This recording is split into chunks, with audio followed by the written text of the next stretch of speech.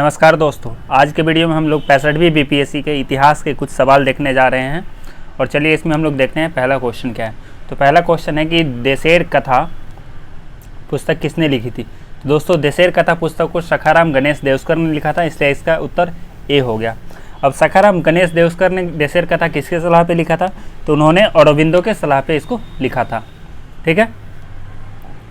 और हम लोग जानते हैं कि सखाराम गणेश देवस्कर 1869 जिस साल गांधी जी का भी जन्म हुआ था उस साल से लेके 1912 तक जीवित रहे। ठीक है, 1869 से 1912 तक जीवित रहे। उसमें 1904 में इस पुस्तक को पहली बार प्रकाशित किया गया था, जून 1904 में।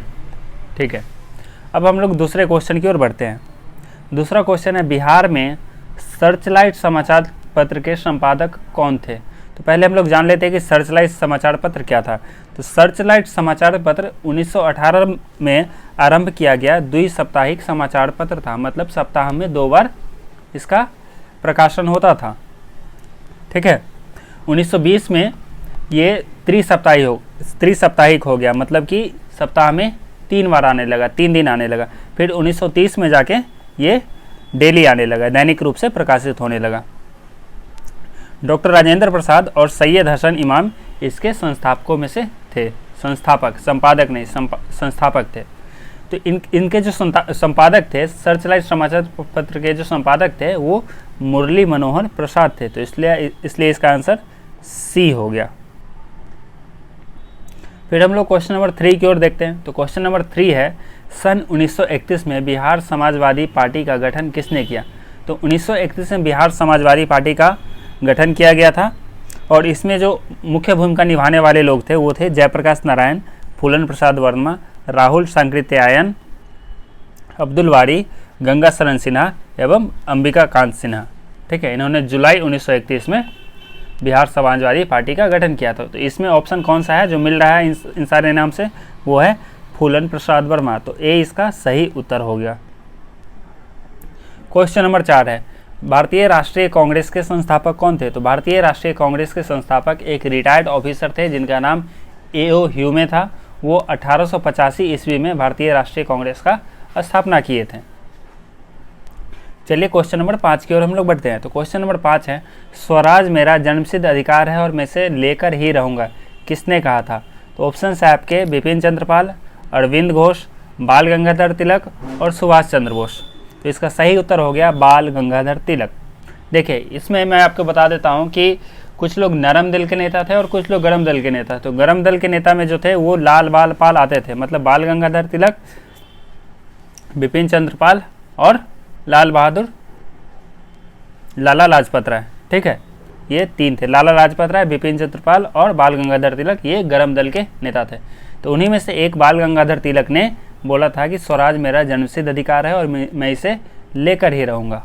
तो ऑप्शन नंबर सी इसका सही उत्तर हो गया। क्वेश्चन नंबर 6 हम लोग देखते हैं। क्वेश्चन नंबर 6 है, रविंद्रनाथ टैगोर ने अपनी नाइटहुड उपाधि किस कारण त्याग दी थी। रविंद्रनाथ टैगोर ने अपनी नाइटहुड उपाधि को जालियांवाला बाग हत्याकांड के कारण उसको लौटा दिया था। जालियांवाला बाग हत्याकांड कब हुआ था? 1919 में हुआ था, अप्रैल महीने में 13 अप्रैल 1919 को जालियांवाला बाग हत्याकांड हुआ था। और इसको किसने किया था? जनरल डायर ने किया था। जनरल डायर के आदेश पर ही गोली चलाया गया था जालियांवाला बाग में, जिसमें हजारों की संख्या में लोग मारे गए थे, शहीद हो गए थे।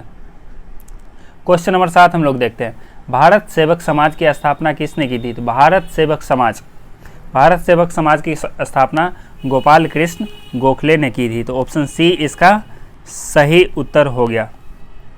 अब हम लोग देखते हैं कि ये भारत सेवक समाज कब हुआ था स्थापना इसका। तो इसका स्थापना हुआ था 12 जून 1905 ईस्वी में। ठीक है, इसको इंग्लिश में हम लोग बोलते हैं सर्वेंट्स ऑफ इंडिया सोसाइटी। तो आप लोग कंफ्यूज मत होइएगा, भारत सेवक समाज को ही हम लोग इंग्लिश में बोलते हैं सर्वेंट्स ऑफ इंडिया सोसाइटी। अब हम लोग देखते हैं कि इस संगठन का मुख्यालय कहाँ था। तो इस संगठन का मुख्यालय पुणे में था। ठीक है। क्वेश्चन नंबर 8 की ओर हम लोग देखते हैं। तो क्वेश्चन नंबर 8 है कि काकोरी ट्रेन डकैती कांड में किन क्रांतिकारियों को फांसी की सजा दी गई थी। तो देखिए, काकोरी ट्रेन डकैती कांड में राम प्रसाद बिस्मिल और अशफाक उल्ला खान, इन दो लोगों को फांसी की सज़ा दी गई थी। ठीक है, अब देखते हैं कि ये काकोरी ट्रेन डकैती कांड कब हुआ था। तो ये 9 अगस्त 1925 को हुआ था। ठीक है, और इसी के जुर्म में, मतलब इसी डकैती कांड को लेके राम प्रसाद बिस्मिल और अशफाक उल्ला खान को फांसी की सज़ा दी गई थी। तो ऑप्शन ए इसका सही उत्तर हो गया।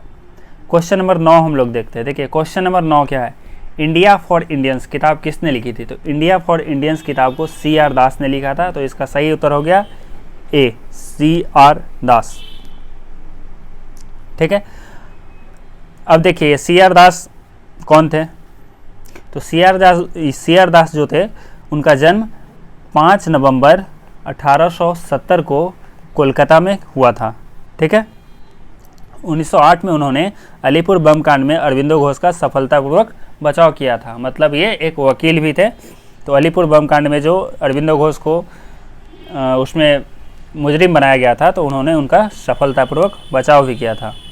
इसके साथ साथ CR दास जो थे वो अनुशीलन समिति के गतिविधियों में भी सक्रिय रहे। 1922 में इन्होंने गया कांग्रेस अधिवेशन का अध्यक्षता भी किया था। ठीक है, इसके अलावा उन्होंने फॉरवर्ड नामक समाचार पत्र भी शुरू किया, जिसका बाद में नाम बदलकर लिबर्टी रख दिया गया था। फॉरवर्ड को ही लिबर्टी रख दिया गया था। लंबी बीमारी के कारण इनका 16 जून 1925 को दार्जिलिंग में मृत्यु हो गया। मतलब कि इन्होंने जन्म भी वेस्ट बंगाल में लिया और मृत्यु भी इनका वेस्ट बंगाल में हुआ। जन्म कोलकाता में हुआ और दार्जिलिंग में इनका मौत हुआ। ठीक है, तो 1870 से लेकर 1925 तक ये जीवित रहे। मतलब कि कुल 55 साल ये जीवित रहे। अगला क्वेश्चन हम लोग देखते हैं, सत्यशोधक समाज की स्थापना किसने की थी। तो दोस्तों सत्यशोधक समाज की स्थापना ज्योतिबा फूले ने की थी। और ये इन्होंने कब किया था, ये उन्होंने 1873 ईस्वी में किया था। और कहाँ किया गया था, ये पुणे में। ठीक है, तो सत्यशोधक समाज की स्थापना ज्योतिबा फूले के द्वारा 1873 में पुणे महाराष्ट्र में किया गया था। ठीक है, अब हम लोग देखते हैं आगे के क्वेश्चंस। तो क्वेश्चन नंबर 11 है, भारतीय राष्ट्रीय कांग्रेस की प्रथम महिला अध्यक्ष कौन थी। तो भारतीय राष्ट्रीय कांग्रेस की प्रथम महिला अध्यक्ष एनी बेसेंट थी। इन्होंने 1917 में इनको प्रथम महिला अध्यक्ष बनाया गया था भारतीय राष्ट्रीय कांग्रेस का। ठीक है, अब आगे क्वेश्चन हम लोग देखते हैं कि व्यक्तिगत सत्याग्रह आंदोलन के प्रथम सत्याग्रही कौन थी या थे। तो देखिए व्यक्तिगत सत्याग्रह आंदोलन मतलब इंडिविजुअल सत्याग्रह आंदोलन, इसका जो प्रथम सत्याग्रही थे वो विनोबा भावे थे। प्रथम सत्याग्रही विनोबा भावे और द्वितीय सत्याग्रही पंडित जवाहरलाल नेहरू थे। इनके अलावा लगभग 2500 और लोगों ने इसमें पार्टिसिपेट किया था। ठीक है, तो इसका आंसर हो गया प्रथम सत्याग्रही का option number C, Vinoba Bhave. अब देखिए क्वेश्चन नंबर 13 है। क्वेश्चन नंबर 13 है, लंदन में इंडिया हाउस के संस्थापक कौन थे। इंडिया हाउस, आपके ऑप्शंस है। ऑप्शन है श्यामजी प्रसाद, श्यामजी कृष्ण वर्मा, रास बिहारी बोस, रामचंद्र, तारकनाथ दास। तो देखिए लंदन में इंडिया हाउस के संस्थापक थे श्यामजी कृष्ण वर्मा। तो इसका ऑप्शन ए हो गया। अब हम लोग देखते हैं कि श्यामजी कृष्ण वर्मा के बारे में देखते हैं। तो श्यामजी कृष्ण वर्मा कौन थे। इन्होंने क्या किया था कि इन्होंने एक पत्रिका द इंडियन सोशियोलॉजिस्ट को निकाला था। ठीक है, क्वेश्चन नंबर 14 की ओर हम लोग देखते हैं। भारत में नमक सत्याग्रह का नेतृत्व किसने किया था। भागलपुर में नमक सत्याग्रह का नेतृत्व किसने किया था। देखिए जब नमक सत्याग्रह हुआ था उस टाइम अलग अलग जगह पे अलग अलग नेता लोग इसका नेतृत्व कर रहे थे। और सबसे इसमें मुख्य नेता कौन थे, महात्मा गांधी। तो अलग अलग जगह, सब जगह महात्मा गांधी जा नहीं सकते थे, इसलिए सब जगह वहाँ के नेताओं को, वहाँ के लोकल नेताओं को उसका कार्यभार दिया गया था कि आप वहाँ पे नेतृत्व कीजिए। तो भागलपुर में महादेव लाल सर्राफ ने नमक सत्याग्रह का नेतृत्व किया था। तो इसका ऑप्शन नंबर बी सही उत्तर हो गया। क्वेश्चन नंबर 15 हम लोग देखते हैं। देखिए नमक सत्याग्रह के बारे में हम लोग और चीज़ जान लेते हैं। तो नमक सत्याग्रह देखिए कब शुरू हुआ था, 12 मार्च 1930 से लेके 6 अप्रैल 1930 तक हुआ था। मतलब कि टोटल 24 दिन तक ये सत्याग्रह हुआ था। और कितने दिन तक ये सत्याग्रह हुआ था, इस चीज़ का क्वेश्चन आपका 66वीं बीपीएससी में भी आ चुका है। तो ऑप्शन इसका 24 सही होगा। ठीक है। और ये कहाँ से शुरू हुआ था पदयात्रा? तो पदयात्रा आपका हुआ था साबरमती आश्रम से शुरू हुआ था और दांडी तक ये किया गया था। ठीक है। अब हम लोग क्वेश्चन नंबर 15 की ओर देखते हैं। तो क्वेश्चन नंबर 15 है कि सन 1939 में बिहार में अम्बाड़ी सत्याग्रह का नेतृत्व किसने किया था? तो देखिए, सन 1939 में बिहार में अम्बाड़ी सत्याग्रह का नेतृत्व राहुल सांकृत्यायन ने किया था। ठीक है। अब राहुल सांकृत्यायन के बारे में हम लोग जान लेते हैं। तो राहुल सांकृत्यायन का जन्म 9 अप्रैल 1993 को आजमगढ़ में हुआ था। आजमगढ़ उत्तर प्रदेश में हुआ था। आप लोग को भी बताना है इसमें कि आजमगढ़ के अभी वर्तमान में सांसद कौन है। आजमगढ़ जो कि उत्तर प्रदेश में है, उसके अभी वर्तमान में सांसद कौन है, ये आप लोग को बताना है। ठीक है। क्वेश्चन नंबर 86 को हम लोग देखते हैं। इसमें क्या है कि आधुनिक बिहार का निर्माता किसे माना जाता है? तो देखिए, आधुनिक बिहार का निर्माता सच्चिदानंद सिन्हा को माना जाता है। सच्चिदानंद सिन्हा कौन थे? ये सच्चिदानंद सिन्हा संविधान सभा के अंतरिम अध्यक्ष थे। ठीक है। और इन्हीं को आधुनिक बिहार का निर्माता माना जाता है। अब देखते हैं कि सच्चिदानंद सिन्हा का जन्म कब हुआ था। सच्चिदानंद सिन्हा का जन्म 10 नवंबर 1871 को बिहार के आरा जिला में हुआ था।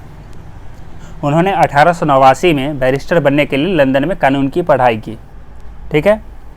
1910 में डॉक्टर सिन्हा को बंगाल विधान परिषद के लिए चुना गया, जहां उन्होंने बिहार के अलग प्रांत की मांग को जोरदार तरीके से उठाया और इसी कारण है कि 1912 में बिहार अलग प्रांत बन गया। ठीक है। 1911 में इसका घोषणा किया गया था। इन्होंने 1924 में अपनी पत्नी राधिका की याद में सिन्हा लाइब्रेरी का भी निर्माण किया। ठीक है। अब हम लोग देखते हैं कि ये सच्चिदानंद सिन्हा थे, वो किस किस चीज़ के संपादक थे। तो ये आपका भारतीय राष्ट्र के प्रकाशक और हिंदुस्तान समीक्षा के संपादक भी रह चुके थे। ठीक है। तो क्वेश्चन नंबर 87 की ओर हम लोग बढ़ते हैं। तो क्वेश्चन नंबर 87 है, बिहार प्रांतीय किसान सभा का गठन किसने किया था? बिहार प्रांतीय किसान सभा, इसका गठन किसने किया था? तो देखिए, बिहार प्रांतीय किसान सभा का गठन स्वामी सहजानंद के नेतृत्व में 1929 में सोनपुर मेला के दौरान किसानों की वार्षिक सभा में किया गया था। मतलब कि इसका गठन स्वामी सहजानंद सरस्वती ने किया था। तो ऑप्शन ए इसका सही उत्तर हो गया। क्वेश्चन नंबर 88 है, डच ईस्ट इंडिया कंपनी ने किस वर्ष में अपनी फैक्ट्री पटना में स्थापित की? तो सबसे पहले हम लोग जानते हैं कि Dutch east India company Bharat में कब आया था। तो देखिए, डच ईस्ट इंडिया कंपनी की स्थापना 20 मार्च 1602 को जोहान वान ओल्डनबर्नवेल्ट ने की थी। ये भारत में। ठीक है। भारत के धरती पे पहली बार। लेकिन पटना में डच ईस्ट इंडिया कंपनी ने 1632 में अपना कारखाना स्थापित किया था, मतलब फैक्ट्री स्थापित किया था। तो ऑप्शन बी इसका सही उत्तर हो गया। पटना में 1632 और भारत की धरती पे सबसे पहली बार 1602, 20 मार्च 1602 को। अगले क्वेश्चन की ओर हम लोग बढ़ते हैं। बिहार में स्वराज दल का गठन किसने किया? तो बिहार में स्वराज दल का गठन किसने किया, इसको हम लोग देखते हैं। देखिए, स्वराज दल क्या था? 1922 में गया कांग्रेस के बाद मोतीलाल नेहरू और चित्तरंजन दास ने 1923 में स्वराज दल का गठन किया। मतलब 1922 में जो गया कांग्रेस जो CR दास की अध्यक्षता में हुआ था, उसमें नाराज होकर, उसमें कुछ पॉइंट्स से जिससे नाराज होकर मोतीलाल नेहरू और चित्तरंजन दास ने एक अलग अपना पार्टी खोला था और उसका नाम था स्वराज पार्टी, स्वराज दल। ठीक है। तो 1923 में स्वराज दल बनाया गया था। तो इसके मुख्य लीडर कौन थे? मोतीलाल नेहरू और चित्तरंजन दास, नेशनल लीडर सब थे ये सब। लेकिन बिहार में फरवरी 1923 में श्री कृष्ण सिंह के अधीन एक स्वराज दल की शाखा का गठन किया गया था। तो इसका सही उत्तर हो गया ऑप्शन ए, श्री कृष्ण सिंह। देखिए, ये स्वराजवादियों थे। उन्होंने नवंबर 1923 में बिहार और उड़ीसा प्रांतीय परिषद का चुनाव लड़ा, जिसमें उन्होंने मात्र 13 सीट जीता था। ठीक है। स्वराजवादी लोग स्वराज दल वाले लोग सिर्फ 13 सीट जीते थे, बिहार और उड़ीसा प्रांतीय परिषद का। क्वेश्चन नंबर 90 हम लोग देखते हैं। अपने शिलालेखों में अशोक सामान्यतः किस नाम से जाने जाते थे? तो देखिए ये क्वेश्चन तो बहुत ईजी है, कई बार एग्जाम में ये आ भी चुका है और 65वीं बीपीएससी में भी ये आया था। तो सबसे पहले हम लोग देख लेते हैं कि अशोक का कार्यकाल कब से कब तक था, कब से कब तक वो जीवित रहे थे। तो ये 268 ईसा पूर्व से लेके 232 ईसा पूर्व तक ये जीवित थे और मौर्य वंश का ये संस्थापक थे। मौर्य वंश का 268 से लेके 232 तक ये मौर्य वंश का सम्राट थे। ठीक है, जीवित नहीं, सम्राट थे इतना। ठीक है, देखिए उन्हें देव नाम प्रिय के रूप में भी जाना जाता था, जिसका अर्थ है देवताओं का प्रिय और प्रियदर्शी। और प्रियदर्शी के नाम से भी उन्हें जाना जाता था, जिसका अर्थ है जो सभी को स्नेह से मानते हो। तो इसमें किस नाम से शिलालेखों में जाना गया है? तो ऑप्शन आपका प्रियदर्शी दिया हुआ है, तो ऑप्शन बी इसका सही उत्तर हो गया। और भी चीज़ हम लोग जानते हैं अशोक के बारे में। तो उन्होंने कलिंग युद्ध 262 ईसा पूर्व में इन्होंने कलिंग युद्ध को जीता था, लेकिन हिंसा और सामूहिक वध को देखते हुए उन्होंने बौद्ध धर्म स्वीकार कर लिया था और धम्म की नीति अपनाई थी। किसकी नीति अपनाई थी? धम्म की नीति अपनाई थी। ठीक है, अशोक ने अपने बेटे महेंद्र और बेटी संघमित्रा, बेटा का नाम क्या था अशोक का? महेंद्र, और बेटी का नाम संघमित्रा, इन दोनों को उन्होंने बौद्ध धर्म के सिद्धांतों का प्रसार करने के लिए श्रीलंका भेजा था। कहाँ भेजा था? श्रीलंका भेजा था। ठीक है, उन्होंने बौद्ध धर्म के प्रचार के लिए स्तूप का निर्माण शुरू किया, मतलब अलग अलग जगह पे स्तूप बनाना शुरू किया अशोक ने। ठीक है, तो अशोक को किस नाम से जाना जाता था? उनके शिलालेखों में प्रियदर्शी के नाम से जाना जाता था। तो इसका आंसर बी हो गया। 262 ईसा पूर्व में उन्होंने कलिंग युद्ध लड़ा था। 91 नंबर क्वेश्चन हम लोग देखते हैं। इनमें से कौन गुप्त काल में औषधि के क्षेत्र में अपने कार्य के लिए जाने जाते थे? देखिए ये भी बहुत ही सरल क्वेश्चन है। औषधि के क्षेत्र में गुप्त काल में जो जाते थे उनका नाम था सुश्रुत। ठीक है, तो ऑप्शन ए इसका सही उत्तर हो गया। देखिए सुश्रुत शल्य चिकित्सा के जनक के बारे में, सुश्रुत को शल्य चिकित्सा का जनक भी माना जाता है। ठीक है, अब क्वेश्चन नंबर 92 हम लोग देखते हैं। 92, निम्नलिखित में से प्राचीन भारत की कौन सी लिपि दाहिने से बाई ओर लिखी जाती थी? तो देखिए अभी हम लोग उर्दू भी देखते हैं। उर्दू किधर से किधर लिखा जाता है? उर्दू किधर से किधर लिखा जाता है? दाहिने से बाई ओर, मतलब इधर से शुरू होकर इधर की ओर लिखा जाता था। तो प्राचीन भारत में कौन सी लिपि दाहिने से बाई ओर लिखी जाती थी? तो देखिए प्राचीन भारत में आपका जो खरोष्ठी लिपि था, इसको दाहिने से बाई ओर लिखा जाता था। ऑप्शन सी इसका सही आंसर हो गया। क्वेश्चन नंबर 93 है। निम्नलिखित में से कौन सा बंदरगाह गुप्त काल में उत्तर भारतीय व्यापार के लिए उपयोग किया जाता था? निम्नलिखित में से कौन सा बंदरगाह गुप्त काल में उत्तर भारतीय व्यापार के लिए उपयोग किया जाता था?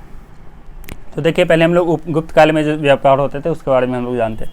तो देखिए गुप्त काल के दौरान आंतरिक और बाहरी दोनों व्यापार विकसित हुए। आंतरिक व्यापार रेशम मार्ग सहित सड़कों के एक विस्तृत नेटवर्क के माध्यम से होता था और बाहरी व्यापार बंदरगाहों के माध्यम से होता था। मतलब विदेशी व्यापार किधर से होता था?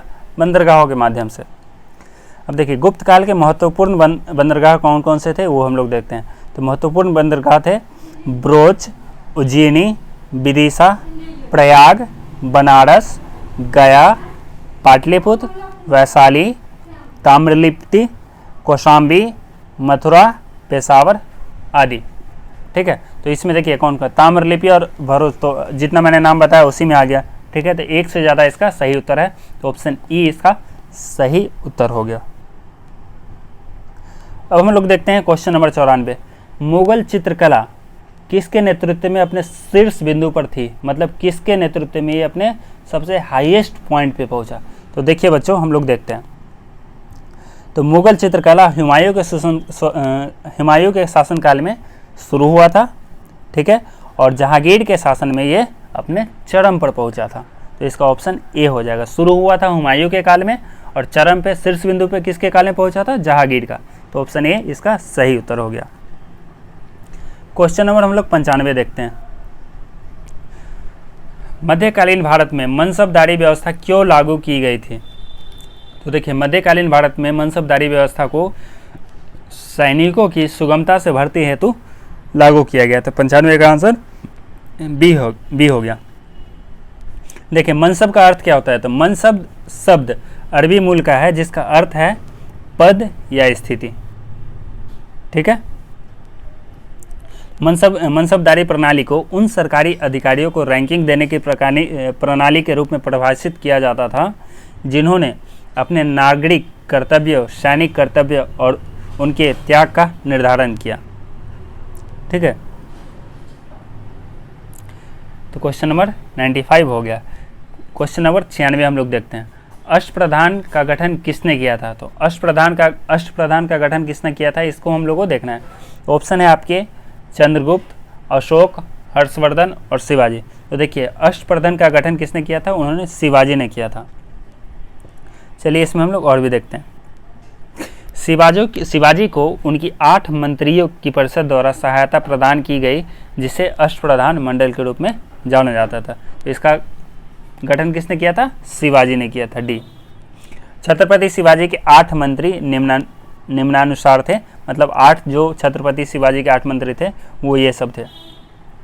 पहला थे पेशवा प्रधानमंत्री, मजुमदार अमात्य, वैंकिस थे मंत्री, कबीर थे सुमंत, शूरनीस थे सचिव, पंडितराव राजकीय पुजारी या राज्य पुरोहित थे, उसके बाद सेनापति और न्यायाधीश थे। तो ये 8 लोग इनके अष्टप्रधान के मेंबर्स थे। अब क्वेश्चन नंबर 97 हम लोग देखते हैं। दिल्ली के किस सुल्तान ने सबसे ज़्यादा नहरों का निर्माण किया था? तो इनका निर्माण किया था फिरोज शाह तुगलक ने। तो इसका ऑप्शन ए हो गया। क्वेश्चन नंबर 98 हम लोग देखते हैं। बंगाल की खाड़ी में समुद्री डकैती हेतु हुगली का उपयोग कौन करता था? तो इसका उपयोग ऑप्शन सी पुर्तगाली लोग करते थे। ठीक है। क्वेश्चन नंबर 99 है। ठगों का उन्मूलन किसके नेतृत्व में हुआ था? तो देखिए, ठगों का उन्मूलन कैप्टन स्लीमन के नेतृत्व में हुआ था। तो ऑप्शन बी इसका सही उत्तर हो गया। 1835 ईस्वी में स्लीमन ने सईद अमीर अली को कब्जे में लिया जो सरकारी गवाह बनने को तैयार हुआ था और कुछ इस तरह से उन्होंने ठगों के दमन में अपनी भूमिका निभाई थी। ठीक है।